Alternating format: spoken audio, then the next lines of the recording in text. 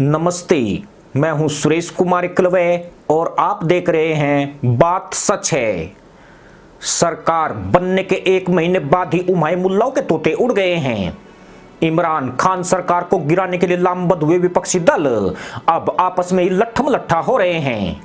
नई सरकार में शामिल विपक्षी पार्टियों में आपस में ही फूट पड़ गई है और भीख के कटोरे में इमरान के डाले अंगूर खट्टे निकल गए हैं। ऐसे में प्रधानमंत्री शहबाज शरीफ कभी भी चुनाव का ऐलान कर सकते हैं। खास बात यह कि सरकार में सहयोगी पार्टियां इसी साल जुलाई में इलेक्शन कराने की जिद पर अड़ गई है, यानी मदरसा मुल्क की मदरसा पैदाइश की एक बार फिर जोर से बजने वाली है। इतने नहीं, पाकिस्तानी फौज ने भी मध्यावधि चुनाव के लिए हरी झंडी दे दी है, जिसके बाद क्यास लगाए जा रहे हैं कि मदरसा मुल्क में नई सरकार असेंबली भंग कर सकती है। दरअसल इमरान खान मदरसा मुल्क का जो बेड़ा गर्क करके गया है, उसके बाद कोई मायका मुल्ला नहीं है जो इस खटारा देश का चेहरा पूरी तरह संवार सके। खजाना खाली होने के कगार पर है और अर्थव्यवस्था पूरी तरह उधार पर है। इस देश के दिवालिया होने की कभी भी घोषणा हो सकती है। इसलिए शहबाज सरकार इमरान के पाप का घड़ा अपने माथे पर बिल्कुल नहीं फोड़ना चाहती है। उधर आईएमएफ का दबाव भी पाक सरकार पर बढ़ रहा है कि वह जल्दी से तेल और बिजली से सब्सिडी वापस ले।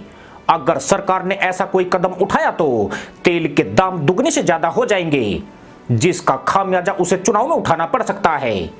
इतना ही नहीं, अगर शहबाज कुछ दिन और पीएम बने रहे तो तब भी उनकी वापसी की कोई उम्मीद नहीं रहेगी, क्योंकि पाकिस्तान के आर्थिक हालात सालों तक सुधरने वाले नहीं हैं। आर्थिक संकट में जकड़े पाकिस्तान के लिए नए प्रधानमंत्री अगले चुनाव में खुद और अपनी पार्टी की छवि बचाने के लिहाज से अब गठबंधन के प्रमुख नेताओं से मुलाकात करके किसी एक फैसले तक पहुंचने की कोशिश कर रहे हैं। इससे एक बात साफ तौर पर निकल कर आ रही है कि बढ़ते आर्थिक और राजनीतिक दबाव के मद्देनजर पीएम शहबाज अपने मंत्रिमंडल को भंग कर सकते हैं, यानी जिस नई कैबिनेट को अधिकतम 16 महीने तक देश प्रशासन कर चुनाव में उतरना था, वह 40 दिनों में चुनाव को अंतिम विकल्प मान रही है। कहा जा रहा है कि शहबाज जल्द ही राष्ट्र को संबोधित करेंगे और आवाम को भरोसे में लेकर कोई ऐलान करने वाले हैं। शहबाज के सामने बड़ी मुसीबत यह भी उभर रही है कि कई प्रयासों के बावजूद चीन, सऊदी अरब, यूएई और अमेरिका जैसे मित्र देश भी पाकिस्तान के लिए सहायता की घोषणा नहीं कर रहे हैं। मदरसा मुल्क में आर्थिक स्थिरता में जब पेट्रोलियम लेवी 2,56,000 करोड़ रुपए होने के बाद उससे महज 456 करोड़ रुपए हासिल हो रहे हैं तो देश का बंटा धार होना तय है। जबकि पेट्रोलियम कीमतों में वृद्धि न करने के बावजूद महंगाई दर लगातार आकाश बेल की तरह बढ़ती जा रही है और इसके साल के अंत तक 15% पहुंचने का अनुमान लगाया जा रहा है।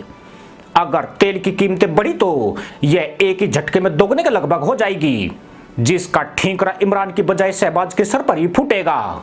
खास बात यह कि इमरान को हटाने के लिए जिन दलों ने एकता दिखाई, वे गठबंधन सरकार बनने के बाद देश की हालत सुधारने के लिए एक साथ फैसले नहीं ले सके। गठबंधन के प्रमुख सहयोगियों के बीच सिर्फ फुटबॉल का खेल चल रहा है। ऐसे में शहबाज हलाला के बाद निकाह की इस रस्म को अब ज्यादा लंबा खींचने के मूड में नहीं है। मतलब मदरसा पैदाइश एक बार फिर से हलाला की तरफ बढ़ रही है। इसी के साथ अनुमति दोस्तों, जय जवान, जय किसान, जय हिंद, वंदे मातरम।